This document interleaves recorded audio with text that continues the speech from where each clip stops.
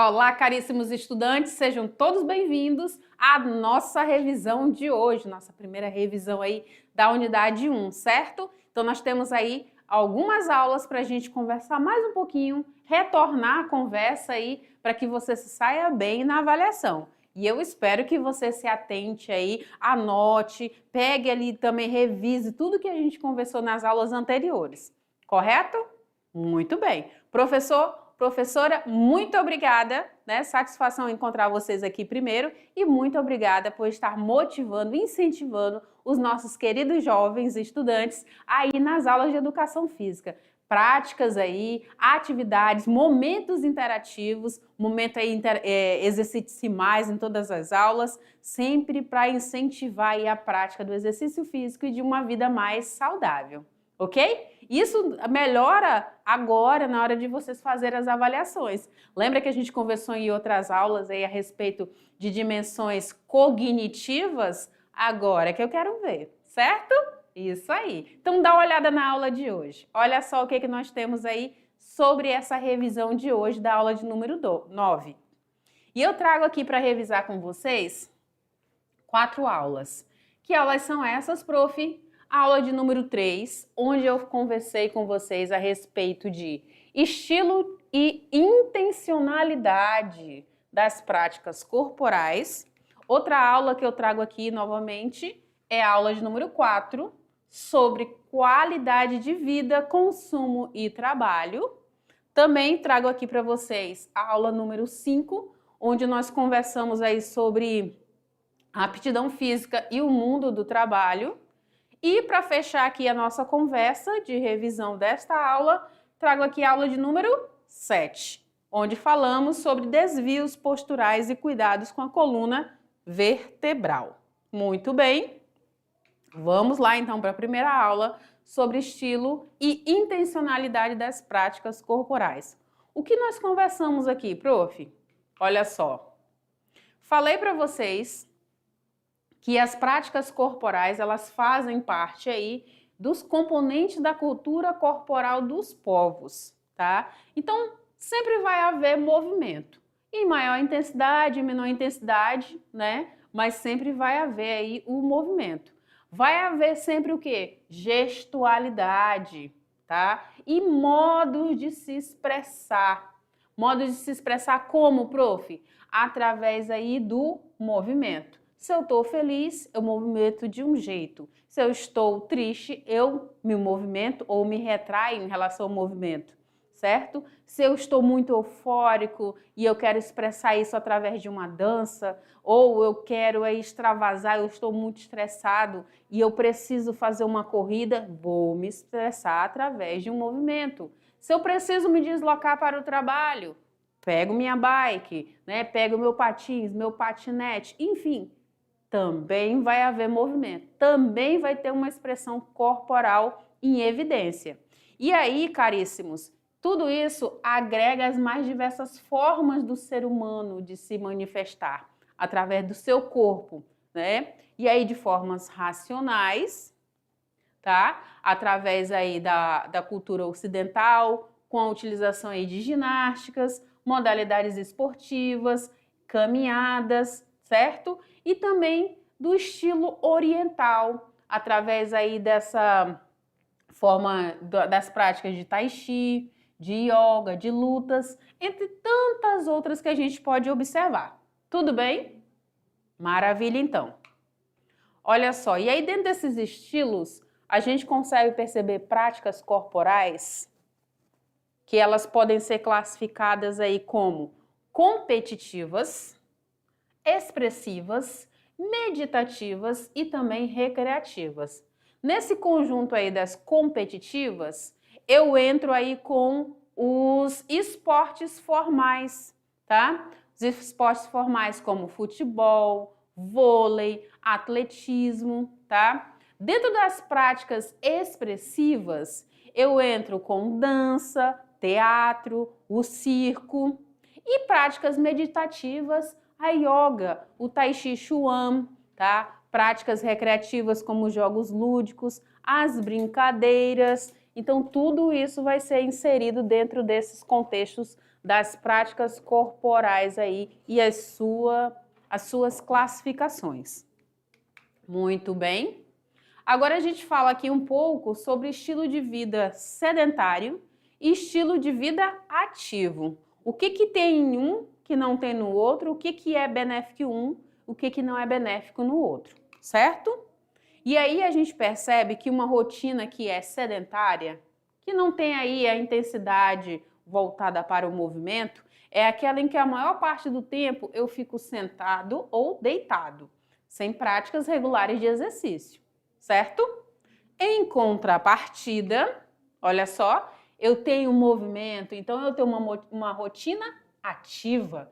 Nela eu me movimento regularmente ao longo do meu dia, eu também me utilizo aí de atividades físicas planejadas, através de esportes ou de outros movimentos e momentos com movimento na realização das minhas atividades do cotidiano. Tudo bem? Maravilha, então. Dentro desses contextos, Profires, como que eu posso aí me movimentar, né? Como que eu posso incluir exercício, incluir atividade física, incluir movimento? Então, bora lá. Eu posso incluir movimento durante o caminho da minha escola, durante o intervalo entre as aulas, durante tarefas em casa, até mesmo no tempo no celular ou na TV que eu posso reduzir, eu posso colocar aí a prática de algum movimento e posso inserir através de jogos e brincadeiras também, certo? Tranquilo até aqui? Maravilha! Dentro desse contexto, caríssimos estudantes, a gente entra agora para uma outra temática que a gente abordou, que foi a temática falando sobre o que? Qualidade de vida, consumo e trabalho, né? Como fazer esse equilíbrio entre essas duas áreas. Muito bem. Qualidade de vida como um conceito amplo. O que eu consigo perceber e entender aí? Então, quando eu falo de qualidade de vida, caríssimo estudante, eu percebo aí saúde física, mental, equilíbrio, né? Entre o trabalho, bem-estar social, lazer, desenvolvimento social. Tudo isso está envolvido aí nesse conceito amplo de qualidade de vida, tá? Eu consigo observar que dentro desses indicadores de qualidade de vida, há de se observar aí a saúde, o acesso à educação, o lazer e a segurança também. Tranquilo? Maravilha, então. E a gente está falando de trabalho, a gente está falando de qualidade de vida e atrelada a tudo isso, a gente tem o consumo. E quando eu observo esse consumo de forma desenfreada, né? Desenfreada, impulsionado aí pela cultura digital, isso pode me causar um estresse muito grande, pode me trazer uma insatisfação muito grande e pode aí prejudicar a minha saúde física, a minha saúde mental, né? A questão de comparar aí valores, de querer sempre algo mais, sempre o mais belo, o mais caro, o da última linha, né? Então a gente precisa ter uma consciência para que essa consciência melhore a nossa qualidade de vida e promova um equilíbrio e também a questão da sustentabilidade, que é um outro ponto muito importante aí, porque eu vou consumir menos. Tudo bem? Certo. Nesse contexto que a gente conversa aqui, tem a questão do trabalho, né? Qualidade de vida atrelada ao trabalho. E a gente sabe que o trabalho, já dizia, né? Ele dignifica o homem. Então, esse trabalho, ele é a fonte da nossa renda. É onde a gente consegue se realizar, né? Através desse recurso financeiro que eu tiro, né? Daquele trabalho, eu consigo realizar sonhos, realizar projetos, né? Construir aí algumas coisas. E esse trabalho, eu preciso também que ele tenha equilíbrio, porque quando ele está em desequilíbrio, né, entre a minha vida e o trabalho, isso pode também me trazer aí como consequência diversas doenças crônicas, tá? São aquelas doenças que vão persistindo ao longo do tempo, tá? Isso pode trazer um desgaste mental, né? E a gente precisa trabalhar aí esse conceito, esse entendimento. E aí as nossas aulas de educação física, elas vêm aí para fazer com que você abra os seus olhos, abra a sua mente para o cuidado com o seu corpo, para o cuidado com a sua saúde física, mental, tá? E social. Então, vai incentivar aí um estilo de vida mais ativo. Tudo bem? Isso, maravilha então. Ainda nessa perspectiva, a gente consegue perceber que com esse avanço da tecnologia, a gente tem muitos pontos bons, muito bons, mas também tem muitos pontos que não são tão bons assim. E agora eu trago para vocês esses pontos para a gente observar, tá? Então, eu tenho impactos positivos como facilitar o meu trabalho, né? Flexibilidade no trabalho remoto, aprimoramento aí do consumo, acesso a novas oportunidades, acesso a outras informações, facilidade nas compras, eu não preciso sair de casa para fazer uma compra, né? Fortalecimento também de algumas relações sociais, isso também pode ser bem-vindo aí com relação aí esse avanço tecnológico, esse impacto positivo da era digital, comunidade de apoio, conexão global. Então, isso pode sim, quando bem dosado, quando bem observado, monitorado, pode trazer todos esses benefícios aí, esses pontos positivos podem ficar evidentes. Em contrapartida, a gente sabe que nem tudo é assim tão perfeito. Então, a gente tem que observar também os impactos negativos. E nesses impactos negativos com a área digital, a gente tem aí, né, essa questão que fica muito evidente, que é o estresse e o burnout, né? Sobrecarga de informação, expectativas muito elevadas, né? Você se sente sugado demais aí no seu trabalho. Então, tudo isso demanda de tempo, de cuidado, de atenção especial, né? Mudança no consumo, um consumo mais impulsivo, a cultura do descarte. A gente falava agora há pouco sobre sustentabilidade, então o ponto negativo aqui age de forma reversa, tá? Relações sociais mais superficiais, isolamento social, o cyberbullying, conflitos, ficam tudo muito mais aflorados nesse sentido. Muito bem. A gente entra numa outra temática que nós conversamos aqui, que foi da aula 5, sobre a aptidão física e o mundo do trabalho. E a gente falou aí sobre as capacidades físicas que podem ser trabalhadas, podem ser melhoradas, né, para nos tornar aptos. E o que vem a ser, Prof. Iris, a aptidão física? Então, a aptidão física ela é uma capacidade em que eu consigo aí realizar atividades no meu cotidiano com mais tranquilidade e com menor esforço.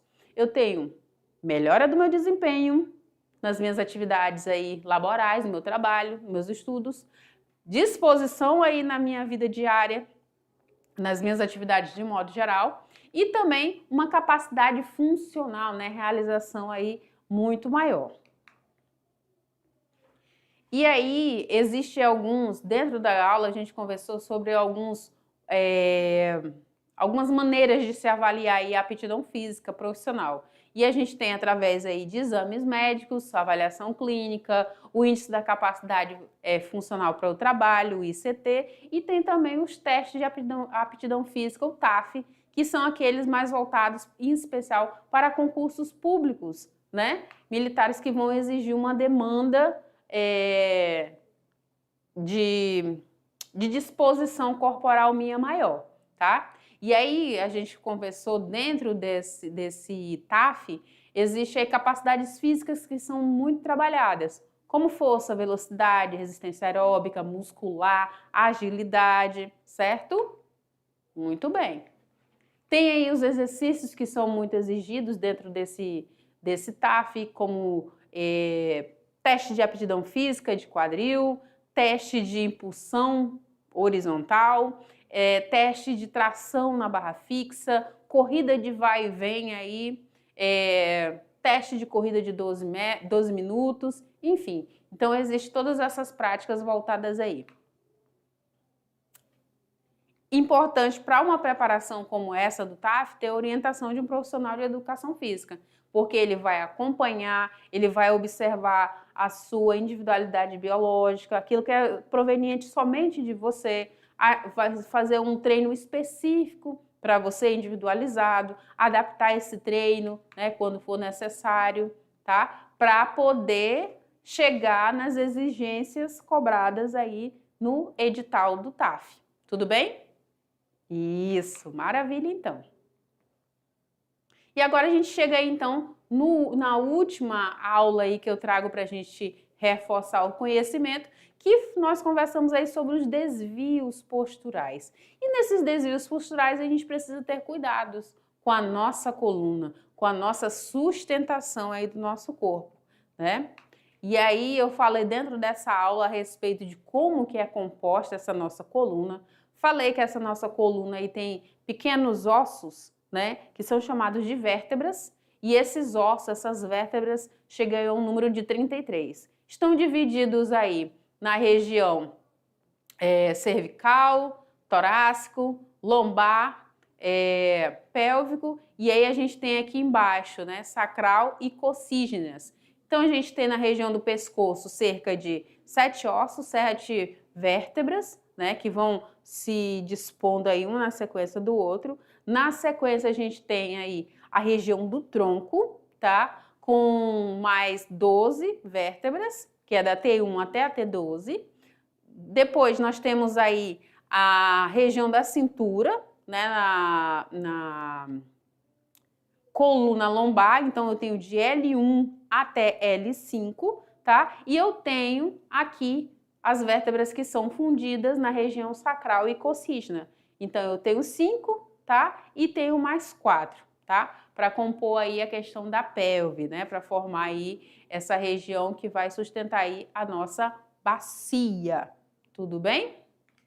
Maravilha, então. O que mais que a Profires trouxe aqui? Então é importante a gente ter um cuidado muito grande, muito especial aí com a nossa coluna, porque ela é o quê? Ela é o eixo, tá? O eixo central aí desse nosso corpo e é responsável pela flexibilidade aí do nosso tronco, pela sustentação da nossa posição aí de pé, né? Somos bípedes, tá? E essa coluna, né, essas vértebras aí juntinhas, bonitinhas, organizadas, elas vêm aí, essa coluna vem para proteger estruturas neurais. Estruturas neurais que estão aí na medula, né? Essa medula neural aí. E ao mesmo tempo que também vai coordenar e vai transmitir aí impulsos, né, movimentos para que a gente realize aí com os nossos membros superiores e também os nossos membros inferiores, tá? A gente pode, quando não observado, ter aí algumas doenças relacionadas aí a essa coluna, como lombalgia, dor lombar, dor ciática, hérnia de disco, de papagaio, tá? Osteoporose, que estão ligadas aí inicialmente, tá? Com a questão da má postura. Por isso que é importante, e a Prof já ressaltou para vocês, organize sua estrutura quando você estiver sentado, quando você estiver em pé, quando você for erguer um objeto, né, trazer para próximo do seu corpo, tudo isso vai ter uma sobrecarga. Só que essa sobrecarga não precisa ser tão intensificada. Eu posso corrigir aí os movimentos, ajeitar, organizar aí o meu corpo para receber aí essa demanda que vai ser solicitada do meu corpo. Tudo bem? Maravilha, então. O que mais que a Profires conversou aqui com vocês?